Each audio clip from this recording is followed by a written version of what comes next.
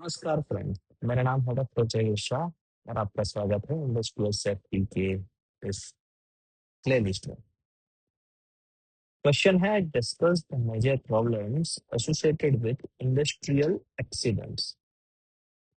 जो इंडस्ट्री में एक्सीडेंट्स होते हैं उसके साथ में मेजर प्रॉब्लम्स क्या क्या रहते हैं।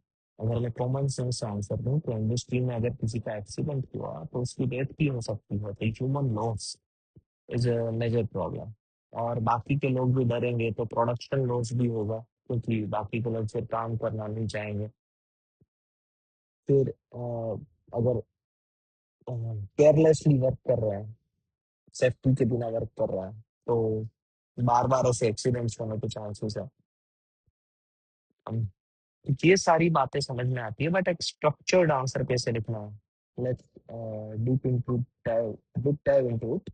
And also at the end of this video मैं आपको एक शॉर्ट की भी बताऊंगा जिससे आप आंसर अच्छी तरीके से लिख पाएंगे। तो सबसे पहले जैसे मैंने कहा था, ह्यूमन लॉस। ह्यूमन लॉस में वर्कर की जान भी जा सकती है और फिर उनके फैमिली के लिए वो बहुत बड़ी बात होगी। तो ये तो बात हुई, और इसी के साथ में अगर आप इसको कोरिलेट करें तो एक पॉइंट और भी आ सकता है, जो है कि फिर कंपनी के ऊपर वो जो फैमिली है वो लीगल केस भी कर सकती है, तो लीगल एस्पेक्ट भी आ सकते हैं। तो ह्यूमन लॉस सबसे पहले। दूसरी बात है ऑक्यूपेशनल हेल्थ इश्यू। मान लीजिए कि आप एक ऐसे एनवायरनमेंट में वर्क कर रहे हैं जहां पर बहुत ही आवाज है, तो ऑन अ लॉन्ग रन आपका जो सुनने की जो शक्ति है, जो एसेंस है, वो लॉस हो जाएंगे। तो उस चीज को भी ध्यान में रखना होता है। ऑक्यूपेशनल हेल्थ इश्यूज आते हैं एक्सीडेंट से, इंडस्ट्रियल एक्सीडेंट से, और वो लॉन्ग टर्म भी हो सकते हैं। ये दोनों केस में लीगलिटीज तो आ ही सकती है। correct? तो बहुत सारी चीजें हैं, जैसे कि ऑक्यूपेशनल हेल्थ इश्यू में अगर आप देखें तो ऑक्यूपेशन कौन सा है उसके ऊपर डिपेंड करता है। जैसे कि केमिकल इंडस्ट्री है तो लंग डिजीज हो सकते हैं, परमानेंट डिसेबिलिटीज भी हो सकती है अगर कोई ऐसी मशीनरी के साथ वो काम कर रहा है, तो हियरिंग लॉस जो नॉइस की वजह से होता है, और लॉन्ग टर्म हेल्थ प्रॉब्लम भी हो सकता है। अब नेक्स्ट बात करें ये दोनों चीजों की वजह से। देखिए, ह्यूमन की लॉस हुई, किसी वर्कर की जान चली गई, या फिर उसका सुनने की शक्ति अगर कम हो गई, और वो सभी को कहेगा कि ड्यू टू सच एनवायरनमेंट ऐसा हुआ है, तो डेफिनेटली उसका इफेक्ट कहाँ पर आएगा, प्रोडक्शन पे आएगा, तो प्रोडक्शन लॉस होगा। प्रोडक्शन लॉस होगा तो मशीनें बंद हो जाएगी, काम रुक जाएगा, डाउन टाइम बढ़ जाएगा, एंड फिर ऑर्डर कैंसिल होना, फिर कस्टमर की dissatisfaction and overall company demerge हो जाएगी। Economical and financial loss. Economic financial, जैसे कि कंपनी किसी भी वर्कर की कोई जान जाती है या उसे कोई डिजेबिलिटी होती है तो उसे कंपनसेट तो करना ही पड़ता है। उसके हॉस्पिटल की फीस, इंश्योरेंस की क्लेम, फिर मशीनरी का रिपेयर, अगर मशीनरी भी खराब हुई है उसकी वजह से तो वो करना, रिप्लेसमेंट कॉस्ट, वो सारी चीजें बढ़ जाती है। और जैसे मैंने कहा, ये सारी चीजों के साथ लीगल नोटिस भी आ सकती है, तो legal problems are also associated with industrial accidents.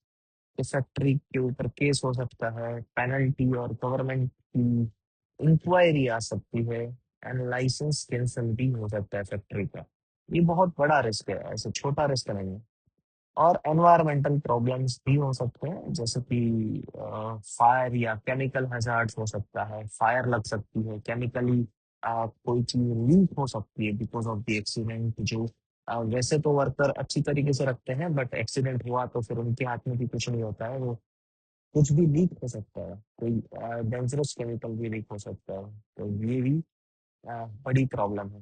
And last में, ये सारी चीजों की वजह से रेप्यूटेशन लॉस होती है, जो भी एक बड़ा फैक्टर है कि कंपनी, ऐसी कंपनी में कोई काम करना नहीं जाएगा जहाँ पर वर्कर की सेफ्टी के साथ खिलवाड़ हो रहा हो।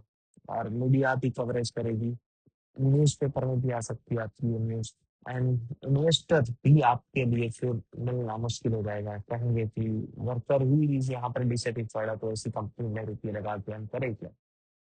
अब इसकी शॉर्ट की समझते हैं। शॉर्ट की है इसकी हेल्पर, HELPER। एच से ह्यूमन लॉस, ई से एनवायरमेंट लॉस, एल से लीगल नोटिस, P से प्रोडक्शन लॉस, वापस E से economic and financial loss, and last में R से रेपुटेशन लॉस। तो हेल्पर को याद रखिए, जो भी इंडस्ट्री में एक्सीडेंट्स होते हैं उसमें मेजर प्रॉब्लम्स क्या रहते हैं? हेल्पर।